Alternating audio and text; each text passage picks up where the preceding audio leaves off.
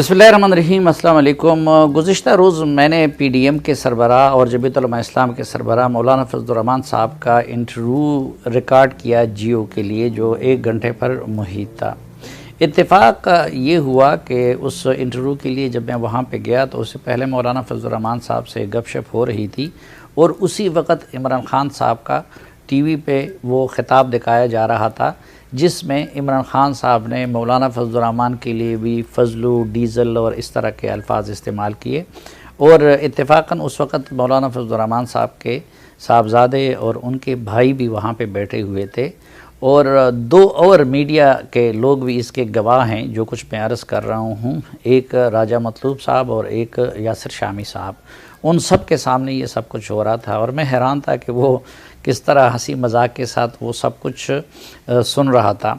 उसके बाद मैंने मौलाना फजलुर रहमान साहब का इंटरव्यू रिकॉर्ड किया, जो इंशाअल्लाह इस हफ़्ते आप लोग जियो न्यूज़ पे मुलाहिज़ा कर सकेंगे रात 10:05 पे।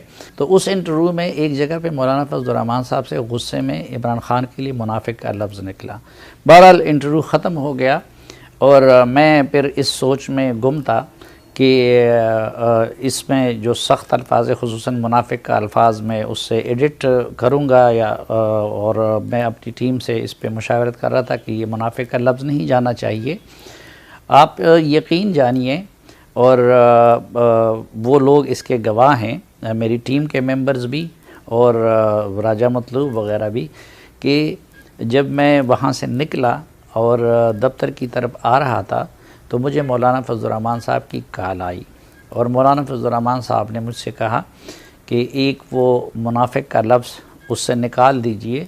बल्कि उन्होंने ये भी कहा कि अगर कुछ और मज़ीद मैंने सख्त अल्फाज इस्तेमाल किए हो तो या नामुनासिब अल्फाज इस्तेमाल किए हों तो काइंडली वो भी इंटरव्यू से निकाल दीजिए। ये फ़र्क है हमारे पुराने पाकिस्तान में और इमरान खान साहब के नए पाकिस्तान में। ये फ़र्क है हमारे पुराने सियासतदानों में, यानी नवाज़ शरीफ, मौलाना फजलुर रहमान, सिराजुल हक और आसिफ अली ज़रदारी या अस्फंदियार वली ख़ान और इमरान खान साहब में। और यही वैल्यूज़ का फ़र्क जो है और लहजे का और अमल का फ़र्क जो है वो हमारा भी रवैया इम्तियाज़ी बना देता है इमरान खान से मुताल्लिक़। वरना तो हम भी बहुत सारे एतराज़ात रखते हैं बाकी